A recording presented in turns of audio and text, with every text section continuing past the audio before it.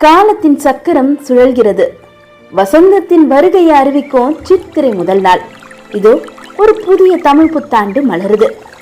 பிரபஞ்சத்தின் தொடக்கத்தையும் காலத்தின் ஓட்டத்தையும் நாம 60 தமிழ் ஆண்டுகளோட பேர்ல அழைக்கிறோம். ஆனா இந்த 60 ஆண்டுகளும் நாரத மகரிஷியின் பிள்ளைகள் அப்படின்றது உங்களுக்கு தெரியுமா? பிரம்மபுத்திரர் நாரதர் எப்படி ஒரு தாயாக மாறி 60 குழந்தைகளை பெற்றெடுத்தாரு. காலத்திற்கும் காதலுக்கும் மாயைக்கும் மோட்சத்திற்கும் இடையிலான அந்த விசித்திர பயணத்தை பார்ப்போமா? நாரதர் பெண்ணாக மாறிய இந்த கதை தேவி பாகவதத்துல மாயையின் வலிமையை விளக்க சொல்லப்பட்டிருக்கு. நாரதர் கையில மகதி வீணையோட 30 முக்கோடி தேவர்களும் வசிக்கும் சொர்க்கலோகத்துல உலா வராரு. அவர் வாயில எப்பொழுதும் நாராயணா நாராயணா என்று உச்சரித்து கொண்டே இருக்கும். அவரோட முகத்துல ஒரு விதமான புன்னகை. ஆனா அந்த புன்னகையில இன்னைக்கு ஒரு சின்ன பெருமிதம் கலந்திருந்தது. நாரதர் தியானத்துல அமர்றாரு. அப்ப அவரோட மனதுல ஒரு எண்ணம் ஓடுது. உலகில உள்ள அத்தனை ஜீவராசிகளும் விஷ்ணுவின் மாயில சிக்கி தவிக்கிறாங்க. யார பார்த்தாலும் பாசம் பந்தம் ஆசை அப்படின்னு உழல்றாங்க. ஆனா நான் பிரம்மபுத்திரன். என் நாவல எப்போதும் அந்த பரந்தாமனின் நாமந்தான். என்னையே இந்த மாயை ஏன் தொடரவில்லை? அப்படின்னா நான் மாயையை விட வலிமையானவனா? இந்த எண்ணம் தோன்றிய மாத்திரத்துல அவர்கிட்ட ஒரு ஆன்மீக கர்வம் தலை தூக்குது. நாரதர் நேரா வைகுண்டம் புறப்பட்டுறாரு. அங்க பார்க்கடல்ல ஆதிசேஷன் மேல பள்ளி கொண்டிருக்கும் நாராயணரை பாக்குறாரு. பரந்தாமா, உன்னைதான் காண வந்த. உலகம் முழுவதையும் உன் மாயை ஆட்டி படைக்குது. ஆனா எனக்கோ அந்த மாயையை பார்த்தா சிரிப்பு தான் வருது. என்ன அந்த மாயையால ஒண்ணுமே பண்ண முடியாது அப்படின்னு நாரதர் கர்வத்தோட பேசுறாரு. உடனே விஷ்ணு பகவான், நாரதா, மாயை என்பது என்னவென்று உனக்கு தெரியுமா? அது ஒரு கடலை போன்றது. கரையில் நின்று பார்ப்பவனுக்கு அது அழகாக தெரியும். உள்ளே இறங்கினால்தான் அது ஆழம் புரியும். அதுக்கு நாரதர், இல்ல பிரபு, நான் எத்தனையோ யுகங்களை கண்டவ. என் பக்திக்கு முன்னால மாய ஒரு தூசி அப்படின்னு சொல்றாரு. உடனே விஷ்ணு பகவான் சிரிச்சுக்கிட்டே தன்னோட லீலைகளை தொடங்க ஆரம்பிக்கிறாரு. சரி நாரதா, உன் தன்னம்பிக்கை உனக்கு மகிழ்ச்சி அளிக்குது. வா, நம்ம பூலோகத்துல ஒரு யாத்திரை சென்றுட்டு வரலாம் அப்படின்றாரு விஷ்ணு பகவான். இருவரும் சாதாரண மனித உருவுல பூமிக்கு வராங்க. அவங்க ஒரு காட்டு பகுதியில நடந்து வந்துட்டு இருக்காங்க. நாரதா, எனக்கு தாகம் உயிர் போகுது. என்னால ஒரு அடி கூட எடுத்து வைக்க முடியல. இதோ தூரத்துல ஒரு தடாகம் தெரியுது பார், அங்க போய் எனக்கு கொஞ்சம் தண்ணீர் கொண்டு வா அப்படின்னு விஷ்ணு பகவான் சொல்றாரு. உடனே நாரதர், இதோ வந்துட்டேன் பிரபு, நீங்க இங்கேயே மரத்தடியில ஓய்விடுங்க அப்படின்னு சொல்லிட்டு நாரதர் அந்த தடாகத்தை நோக்கி ஓடுறாரு. அங்க சென்றதும் சுற்றியுள்ள இயற்கை அழகை கண்டு வியக்கிறாரு. குளிர்ந்த காற்று வீசுது. முதல்ல நம்ம குளிச்சுட்டு பிறகு சுவாமிக்கு நீர் கொண்டு போவோம் அப்படின்னு நாரதர் என்றாரு. இந்த இடத்துல நாரதரின் பக்தி உண்மையானதுதான். ஆனா அந்த பக்தியால அவருக்குள்ள நான் பெரியவன் என்ற கர்வம் முளைச்சிருச்சு. இறைவனே மாயைக்கு தலைவன் என்பதை மறந்துட்டாரு. என்னால மாயையை வெல்ல முடியும் என்று சவால் விட்ட நாரதருக்கு மாயை என்றால் என்னன்னு செயல்முறை அளிக்க தொடங்கினாரு மகாவிஷ்ணு. அந்த தடாகத்துல நாரதர் மூழ்கிய அந்த ஒரு நொடி கால முறையும் ஒரு விந்தை நிகழ்ந்தது. அது என்னன்னு பாப்போமா? சுட்டெரிக்கும் வெயில நடந்து வந்த நாரதருக்கு அந்த தடாகம் ஒரு சொர்க்கம் போல தெரிஞ்சது. சுற்றிலும் அடர்ந்த மரங்கள், மலர்ந்த தாமரைகள், அப்புறம் தென்றல் காற்று, இதெல்லாம் என்னமோ செஞ்சது அவரை. தடாகத்தோட நீரு கண்ணாடி போல தெளிவா இருந்தது. நாரதர் கரையில நின்று தன்னோட முகத்தை பார்க்கிறாரு. கர்வத்தோட புன்னகிக்கிறாரு. இவ்வளவு அழகான இடத்துல குளித்து விட்டு பகவானுக்கு தண்ணீர் கொண்டு போனால் என்ன அப்படின்னு நினைக்கிறாரு. நாரதர் தன் கையில இருந்த கமண்டலத்தையும் தோளில இருந்த வீணையையும் கரையில வைக்கிறாரு. தடாகத்தோட படிக்கட்டுல இறங்குறாரு. நீர்ல முதல் தடவை முழுகிறாரு. நாரதர் தண்ணீர்ல முழுகி எழும்போது அவரோட உடல்ல இருந்த சாம்பல், அதாவது அந்த திருநீர் எல்லாம் கரைஞ்சு போகுது. அவரு 2வது முழுகிறாரு. அவர் மூழ்கி எழும்போது அவரது ஜடாமுடி மெதுவாக நீண்டு கருமையான அடர்ந்த கூந்தலாக மாறுது. அவரோட தாடி மறையுது. இப்ப 3வது முறையா முழுமையாக மூழ்கி எழுறாரு. கரையில நின்று இருந்த நாரதர் இப்போது ஒரு பேரழகு வாய்ந்த பெண்ணாக, அதாவது நாரதியாக மாறியிருக்காரு. அவ அவ்வளவு அழகா இருந்தாளாம், பேரழகியாக இருந்தாங்களாம் நாரதி. இப்ப நாரதருக்கு அவருடைய பழைய நினைவுகள் எதுவுமே நினைவுகள் இல்லை. மாயை அவங்களுடைய பழைய நினைவுகளை முற்றிலும் அழித்துட்டு இருந்தது. தான் ஒரு முனிவர் என்பதை அவளுக்கு தெரியல. நாராயணா என்ற நாமம் அவளோட நாவல இருந்து மறைஞ்சிருச்சு. கரையில காத்திருக்கும் விஷ்ணுவை பற்றிய நினைவே அவளுக்கு இல்லை. அவள் தண்ணீர்ல தன்னோட முகத்தை பார்க்கறா. ஒரு பெண்ணாக தன்னை ரசிக்க தொடங்குறா. நான் யாரு, எதற்காக இங்க வந்த அப்படின்ற கேள்வி அவளுக்கு எழுது. ஆனா பதில் தெரியல அவளுக்கு. அப்ப காட்டின் அமைதியை குலைக்கும் வகையில குதிரைகளோட சத்தம் கேக்குது. கன்யாகுபட்ச நாட்டு மன்னன் தாளத்வஜன் வேட்டைக்காக அங்க வராரு. தடாக கரையில தனிமையில நிற்கும் அந்த பேரழகிய பார்த்ததும் அரசன் சிலையாக நிற்கிறான். பெண்ணே, நீ யார்? வனதேவதையா இல்ல விஷ்ணு உலகத்து ரம்பையா? உனது அழகால் இந்த வனமே பிரகாசிக்கிறதே அப்படின்னு கேட்கிறான். மன்னா, நான் யார் என்று எனக்கே தெரியவில்லை. இந்த தடாகக்கரையில் விழித்த போது என்னை நானே கண்டு கொண்டேன். எனக்கு துணையாக யாரும் இல்லை.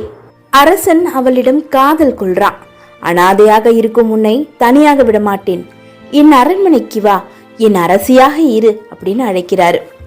நாரதி, அதாவது முன்னாள் நாரதர், அதற்கு சம்மதிக்கிறாங்க. இருவரும் குதிரையில ஏறி அரண்மனை நோக்கி செல்றாங்க. மன்னன் தாளத்வஜன் நாரதிய தனது தலைநகரான கன்யாகுபட்சத்திற்கு அழைத்து செல்றாரு. அங்கு மக்கள் ஆரவாரத்தோட அவங்களுக்கு வரவேற்பு அளிக்கிறாங்க. பிரம்மாண்டமான அரண்மனை. நாரதி இப்ப பட்டத்து அரசி. விலையுயர்ந்த பட்டு ஆடைகள், நவரத்ன ஆபரணங்கள் அணிந்து அரியணையில அமர்ந்திருக்காங்க. நாரதராக இருந்தபோது நாராயணா நாமத்தை மட்டுமே சிந்தித்து கொண்டிருந்த அந்த மனம் இப்ப உலகியல் இன்பங்களிலும் அதிகாரத்திலையும் திளைக்குது. ஒரு முனிவராக இருந்தவர் இப்ப ஒரு நாட்டின் ராணியாக முழுமையாக மாறிட்டாரு. காலம் உருண்டோடுது. நாரதிக்கும் தாளத்வஜனுக்கும் அடுத்தடுத்து குழந்தைகள் பிறக்குது. புராணங்களின்படி நாரதிக்கு 60 ஆண் குழந்தைகள் பிறக்குது. ஒவ்வொரு குழந்தையும் வளர வளர நாரதியின் பாசம் அதிகரிக்குது. இவர்கள் ஏன் பிள்ளைகள், ஏன் ரத்தம், ஏன் உலகம் அப்படின்ற எண்ணம் அவளுக்குள்ள வேறு ஒன்றுது. விஷ்ணுவின் மாயை அவளை ஒரு தாயின் பாச வலைக்குள்ள முழுமையாக சிறைப்பிடிக்குது. குழந்தைகள் வளர்ந்து வாலிபராகிறாங்க. நாரதி இப்போது ஒரு மூத்த அரசியாக தன் பிள்ளைகளுக்கு திருமணம் செய்து வைக்கிறதுலையும் பேர பிள்ளைகளை கொஞ்சுவதிலையும் மூழ்கி போயிருக்கிறாங்க. ஒரு காலத்துல முக்தி குறித்தும் இறைவனை அடைவது குறித்தும் உபதேசித்த நாரத மகரிஷி இன்னைக்கு தன்னோட பிள்ளைகளின் எதிர்காலத்தை பத்தியும் அவங்க சம்பாதிக்கும் செல்வங்களை பற்றியும் கவலைப்படும் ஒரு சாதாரண தாயாக மாறி போனார்.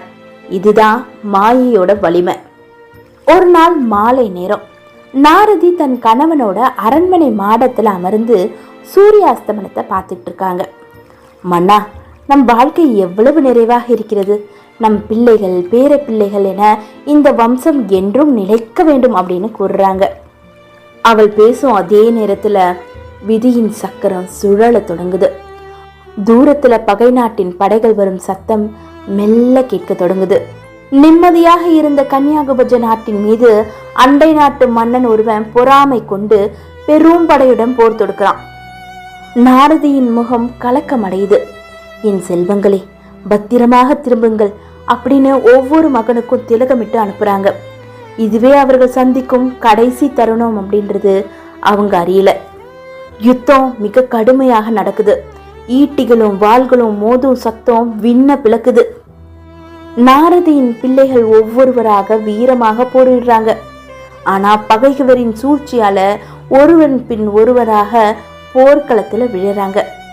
போர் முடிஞ்சிருச்சுன்ற செய்தி வருது. ஆனா வெற்றியோட மரண செய்தியோடு. தன் கணவனும் 60 பிள்ளைகளும் மாண்டு விட்டனர் அப்படின்றத அறிந்த நாரதி நிலைக்குலைந்து போறாங்க. மகன்களை 60 பேர்களை பெற்றேனே, இன்று அனாதையாக நிற்கிறேனே, காலமே நீ இவ்வளவு கொடியவனா?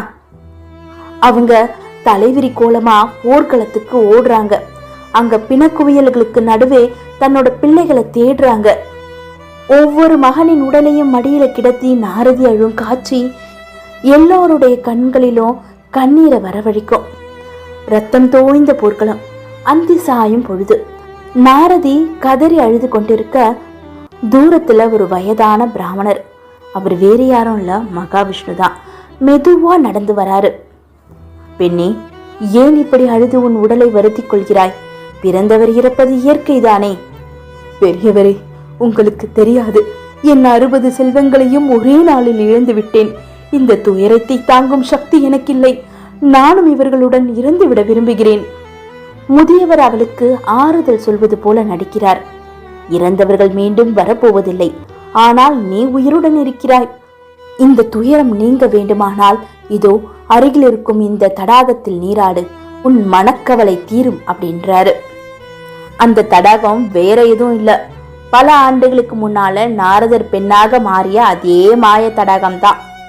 கண்ணீர் மல்க தன் பிள்ளைகளின் மரணத்தை தாங்க முடியாமல் அந்த முதியவர் சொன்னதை கேட்டு நாரதி தடாகத்துல இறங்குறாங்க. அவள் தண்ணீருக்குள் மூழ்கி எழும்போது மெதுவாக அவளது பெண்ணுருவம் மறைகிறது. நீண்ட கூந்தல் சுருங்கி ஜடாமுடி ஆகிறது. ஆபரணங்கள் மறைந்து ருத்ராட்ச மாலைகள் தோன்றுது. நாரதர் கரையேறாரு. கையில மீண்டும் மகதி வீணையும் கமண்டலமும் தானா வந்து சேருது. அவர் திகைத்து நிக்கிறாரு.